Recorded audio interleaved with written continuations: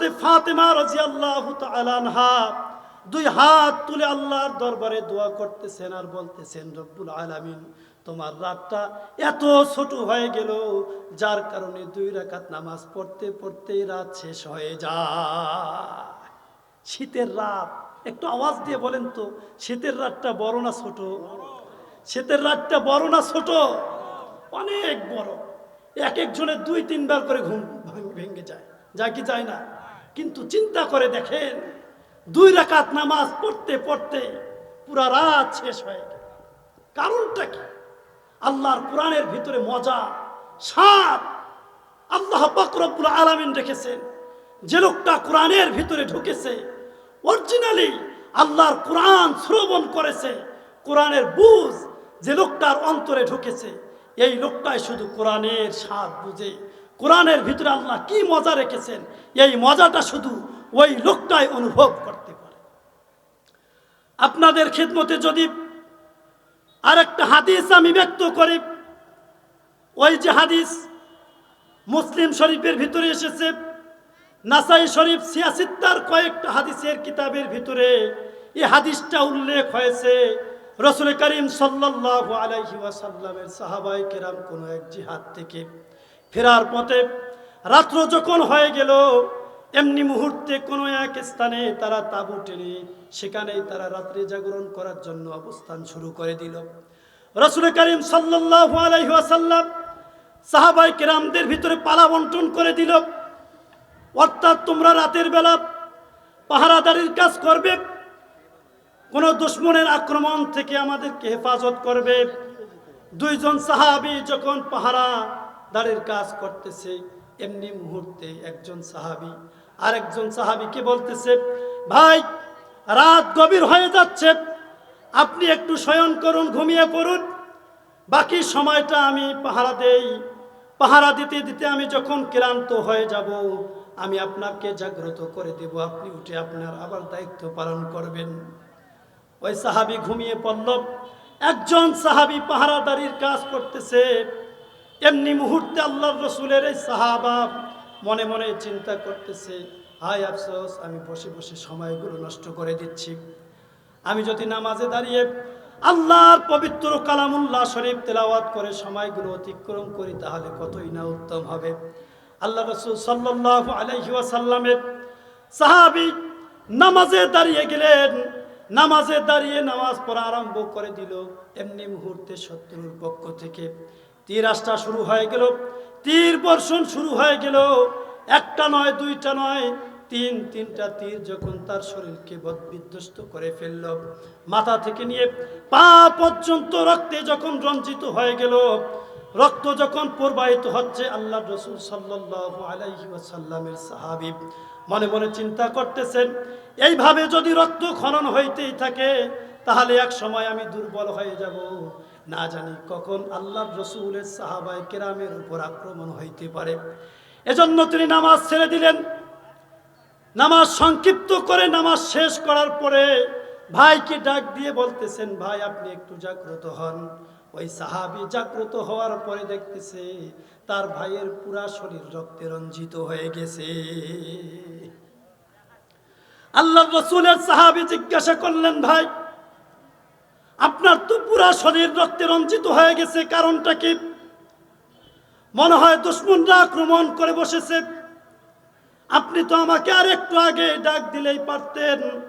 আল্লাহর রাসূলের সাহাবী বলতেছে, ভাই, আমি যখন আল্লাহর কালামুল্লাহ শরীফ তেলাওয়াত শুরু করে দিলাম, সূরাতুল কাহাফ তেলাওয়াত করতেছিলেন। সূরাতুল কাহাফ তেলাওয়াত করার সময় এত মজা পাইতেছিলেন, যার কারণে ইনি বলতেছেন, যখন একটা তীর বিধ্বস্ত হলাম, মনে মনে চিন্তা করলাম সূরা কাহাফটা মনে হয় শেষ করতে পারবো। আর একটা করে আয়াত যখন তেলাওয়াত করতেছি, তেলাওয়াত করার পরে পরে যখন আমার আয়াত যখন শেষ হয়ে যাচ্ছে, আমার আল্লাহ যেন আমার প্রত্যেকটা কথার উত্তর দিচ্ছে, আমার এমনটা মনে হচ্ছিল। যার কারণে আমি তেলাওয়াত বিরত রাখি নাই, তেলাওয়াত জারি রেখেছি। যখন দেখলাম আমার পুরা শরীর রক্তে রঞ্জিত হয়ে গেল, মনে মনে চিন্তা করে দেখলাম, আমার এইভাবে যদি রক্ত খনন হইতেই থাকে, এক পর্যায়ে আমি দুর্বল হয়ে যাব। আমি যদি নিঃশেষ হয়ে যাই, আমার জীবন যদি বিপন্ন হয়ে যায়, না জানে আল্লাহর রাসূলের সাহাবায়ে কেরামের উপর আক্রমণ আসতে পারে। এই ভয়ে আমি নামাজ শেষ করে আমি আপনাকে ডাক দিলাম। মুসলমান, একটু চিন্তা করে দেখেন তাদের নামাজের ভিতরে তিলাওয়াতটা কত সুন্দর ছিল। যে তিলাওয়াতটা করতেছে পুরা শরীর তীরের আঘাতে রক্তে রঞ্জিত হয়ে গেছে, তারপরেও নামাজ ছাড়তেছে না। শুধু একটা কারণেই নামাজ ছেড়ে দিল, সেটা হলো আল্লাহর রাসূলের মুজাহিদ সাহাবায়ে কেরামদেরকে হেফাজত করার জন্য। একটু চিন্তা করে দেখেন, কোন মানুষের ভিতরে যদি আল্লাহর কোরআনের স্বাদ বদ্ধমূল হয়ে যায়, এই লোকটার দুনিয়ার কোনো দুনিয়ার জিনিস ভালো লাগে না, এই লোকটা তখন স্ত্রীকে বেশি ভালোবাসে না, এই লোকটা তখন দুনিয়ার কোনো জিনিসকে ভালোবাসে না, এই লোকটা তখন একমাত্র আল্লাহর জন্য নিজের জীবনকে উৎসর্গ করে দেয়, নিজের জীবনকে একমাত্র আল্লাহর জন্য সঁপিয়ে দেয়। কারণটা কি? কোরআনের মহাব্বত, কোরআনের আশেক, কোরআনের স্বাদ। সাহাবায়ে কেরামের জীবনকে আল্লাহ পাক রব্বুল আলামিন এর মাধ্যমে পরিবর্তন করে দিয়েছে। এজন্যই তো আল্লাহ পাক রব্বুল আলামিন পবিত্র কালামুল্লাহ শরীফে সূরাতুল ফাতিরের 29 নম্বর আয়াতে কারিমার ভিতরে ইরশাদ করেছেন। আল্লাহ তাআলা বলেন, ইন্নাল্লাযীনা ইয়াতলুনা কিতাবাল্লাহি ওয়া আকামুস সালাহ ওয়া আনফাকু মিম্মা রাযাকনাহুম সিররান ওয়া আলানিয়াতান ইয়ারজুনা তিজারাতান লান তাবুর। আল্লাহ পাক রব্বুল আলামিন বলেন, এই পৃথিবীতে যত ব্যবসা আছে, সমস্ত ব্যবসার ভিতরে শুধু লাভ আর লাভ। কয়টা ব্যবসা? আওয়াজ দিয়ে বলেন, কয়টা ব্যবসা? এই 3টা ব্যবসা আমরা করার জন্য প্রস্তুত আছি তো? করবো তো ইনশাআল্লাহ। কয়টা ব্যবসা একটু আওয়াজ দিয়ে বলেন তো? এই 3টা ব্যবসা করবো তো ইনশাআল্লাহ? নিজে করব। এখান থেকে আজকে আলোচনা শোনার পরে যখন বাড়িতে যাব, নিজের স্ত্রীকে বলবো, তোমার দ্বারা তো ধানের ব্যবসা করা সম্ভব না, পাটের ব্যবসা করা সম্ভব না, আলুর ব্যবসা করা সম্ভব না, গোস মাছের ব্যবসা করা সম্ভব না, বাজার ঘাটে যাওয়া সম্ভব না, তুমি এই 3টে ব্যবসা করবা। পারবো তো ইনশাআল্লাহ? পারবো তো ইনশাআল্লাহ? 1 নম্বর ব্যবসা, আল্লাহ পাক রব্বুল আলামিন বলেন, ইন্নাল্লাযীনা ইয়াতলুনা কিতাবাল্লাহ। 1 নম্বর ব্যবসা হলো আল্লাহর পবিত্র কালামুল্লাহ শরীফকে তেলাওয়াত করা। 1 নম্বর ব্যবসা কি? আল্লাহর পবিত্র কালামুল্লাহ শরীফকে তেলাওয়াত করা। 2 নম্বর ব্যবসা ওয়া আকামুস সালাহ, নামাজ কায়েম করা। 2 নম্বর ব্যবসা কি? নামাজ কায়েম করা। 3 নম্বর ব্যবসা ওয়া আনফাকু মিম্মা রাযাকনাহুম সিররান ওয়া আলানিয়া। আল্লাহ পাক রব্বুল আলামিন আমাকে আপনাকে যে সম্পদ দান করেছে, এই সম্পদ থেকে সিররান ওয়া আলানিয়া, প্রকাশ্য ও অপ্রকাশ্যভাবে আল্লাহর রাস্তায় সাদাকা করা। আল্লাহর রাস্তায় কি করা? কয়টা ব্যবসা? 1 নম্বরে আল্লাহর কোরআন তেলাওয়াত করা, 2 নম্বরে নামাজ পড়া, 3 নম্বরে দান সদকা করা। কোন মানুষ যদি আল্লাহর কোরআনুল কারীম তেলাওয়াত করতে গিয়ে যে সময়টা লস হবে, যে সময়টা ব্যয় হবে, আল্লাহ পাক রব্বুল আলামিন বলেন, এই সময়টা তোমার নষ্ট হয় নাই, এই সময়টা তোমার ব্যয় হয় নাই, বরং এই সময়টা তোমার কাজে এসেছে, বরং এই সময়টা তোমার কাজে লেগেছে। এই সময়টার কাজ কি লিখেছে? রাসূল করিম সাল্লাল্লাহু আলাইহি ওয়াসাল্লাম এক হাদিস শরীফের ভিতরে ইরশাদ করেছেন, কোন মানুষ যদি আল্লাহর কোরআন তেলাওয়াত করে, চাই বুড়া হোক, চাই যুবক হোক, চাই বাচ্চা হোক, চাই ছেলে হোক, মেয়ে হোক, মহিলা হোক, দাদা হোক, দাদি হোক, নানা হোক, নারী হোক, যে শ্রেণীর হোক না কেন, আল্লাহর কোরআন যদি তেলাওয়াত করতে পারে, রাসূলুল্লাহ সাল্লাল্লাহু আলাইহি ওয়াসাল্লাম বলেন, এই লোকটার সম্মান মর্যাদা আল্লাহ পাক রব্বুল আলামিন দুনিয়াতেও বাড়িয়ে দিবেন, আখিরাতের জীবনেও বাড়িয়ে দিবেন। আরো একটু আওয়াজ দিয়ে বলেন না কেন? এই লোকটার সম্মান আল্লাহ দুনিয়াতেও বাড়িয়ে দিবেন, আখিরাতের জীবনেও বাড়িয়ে দিবেন। এক হাদিস শরীফের ভিতরে রাসূল করিম সাল্লাল্লাহু আলাইহি ওয়াসাল্লাম বলেন, খায়রুকুম মান তাআল্লামাল কুরআনা ওয়া আল্লামা। তোমাদের মধ্যে সর্বোত্তম ওই ব্যক্তি যে ব্যক্তি আল্লাহর কোরআন তেলাওয়াত করে এবং তেলাওয়াতের শিক্ষা দেয়।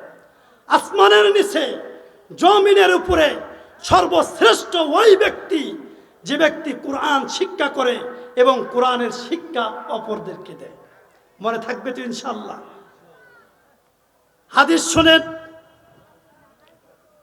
যে লোকটা কোরআনের তেলাওয়াত জানে এই লোকটার মর্যাদা কি? হাদিসের কিতাবের ভিতরে এসেছে, হযরত নাফি ইবনে হারিস রাদিয়াল্লাহু তাআলা আনহু তিনি বলেন, আমি একদিন ওসফাদ নামক স্থানে হযরত আমিরুল মুমিনিন হযরত ওমর ইবনুল খাত্তাব রাদিয়াল্লাহু তাআলা আনহুর সাথে সাক্ষাৎ করলাম। ফাসাল্লামা, আমি হযরত ওমরকে সালাম দিলাম।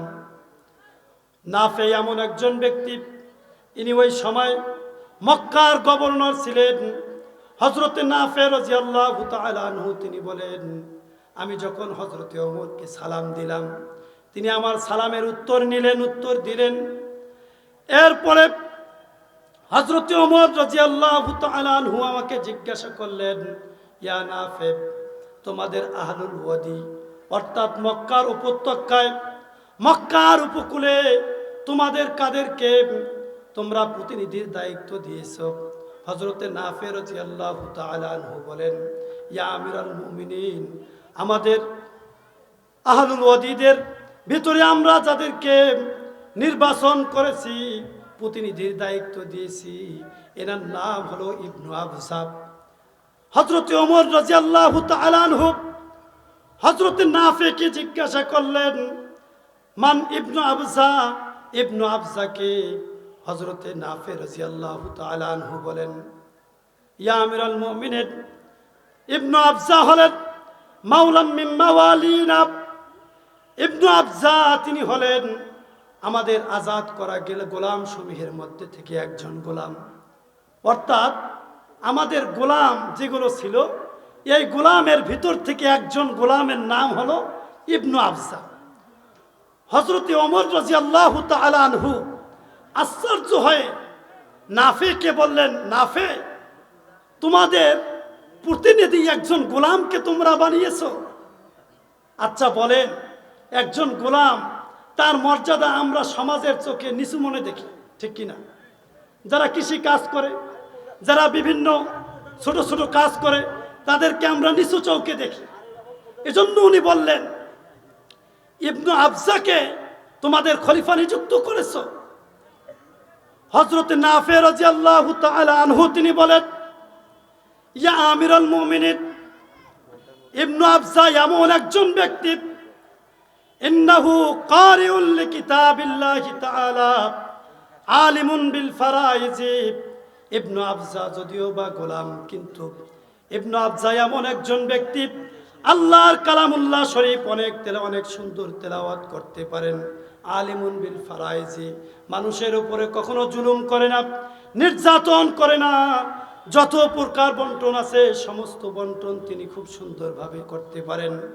হযরত ওমর রাদিয়াল্লাহু তাআলা আনহু হযরত নাফে রাদিয়াল্লাহু তাআলা আনহুকে বললেন, ইয়া নাফে, আমি আল্লাহর রাসূল সাল্লাল্লাহু আলাইহি ওয়াসাল্লামকে বলতে শুনেছি, আল্লাহ রাসূল সাল্লাল্লাহু আলাইহি ওয়াসাল্লাম বলেছেন, ইন্নাল্লাহা তাআলা ইয়ারফাউ বিহা ইন্নাল্লাহা তাআলা ইয়ারফাউ বিহাযাল কিতাব আকওয়ামাত ওয়া ইয়াযাউ বিহিল আখারিন। আল্লাহ রাসূল সাল্লাল্লাহু আলাইহি ওয়াসাল্লাম বলেছেন, নিশ্চয় আল্লাহ পাক রব্বুল আলামিন সমাজের ভিতরে কোন লোকটা কোন শ্রেণীর, কোন লোকটা গোলাম, কোন লোকটা বড় লোক, কোন লোকটা ধনী আর কোন লোকটা গরিব, এমন দেখেন না। কোন ব্যক্তির ভিতরে যদি আল্লাহর কোরআন থাকে, এই কোরআনের বদৌলতে আল্লাহ পাক রব্বুল আলামিন তাদের সম্মান বৃদ্ধি করে দেয়। তাহলে কোরআনুল কারীমের মাধ্যমে আল্লাহ পাক রব্বুল আলামিন আমাদের সম্মান বৃদ্ধি করে দিবেন। একজন গোলাম হইতে পারে, একজন ছোট লোক হইতে পারে, একজন চাষা হইতে পারে, একজন যে কোনো শ্রেণীর পেশার লোক হইতে পারে, মুসলিম হইতে পারে, চামার হইতে পারে, হক না যে কোনো শ্রেণীর, কিন্তু আল্লাহর কোরআন যদি তার ভিতরে থাকে, এই লোকটা আসমানের নিচে জমিনের উপরে সর্বশ্রেষ্ঠ সন্তান, এই লোকটা আসমানের নিচে জমিনের উপরে সর্বশ্রেষ্ঠ মানুষ। মনে থাকবে তো ইনশাআল্লাহ? এজন্য আমরা আমাদের সন্তানগুলোকে যদি শ্রেষ্ঠ বানাতে চাই, এই সমাজের ভিতরে আমরা যদি উত্তম বানাতে চাই, উত্তম শিক্ষায় শিক্ষিত করতে চাই, তাহলে আল্লাহর কোরআনের শিক্ষা ছাড়া বিকল্প আর কোনো শিক্ষা হতে পারে? আমার সন্তানকে আমি ডাক্তার বানাই, ইঞ্জিনিয়ার বানাই, বানাবো, উকিল বানাই, বানাবো, বাংলা শিক্ষায় শিক্ষিত করি, করতে পারি, কোনো সমস্যা নাই। তার আগে আমার সন্তানকে আল্লাহর কোরআন শিক্ষা দিতে হবে। তাহলে এই সন্তান কখনো চোর হবে না, এই সন্তান কখনো ডাকাত হবে না, এই সন্তান কখনো জুলুম করবে না, এই সন্তান কখনো নির্যাতন করবে না, এই সন্তান জেনাকার হবে না, এই সন্তান সুদখোর হবে না, ঘুষখোর হবে না, এই সন্তান সমাজের ভিতরে সর্বশ্রেষ্ঠ সন্তান হবে। এই সন্তানের মাধ্যমে আগামীর দেশ ও সমাজ উন্নত হবে।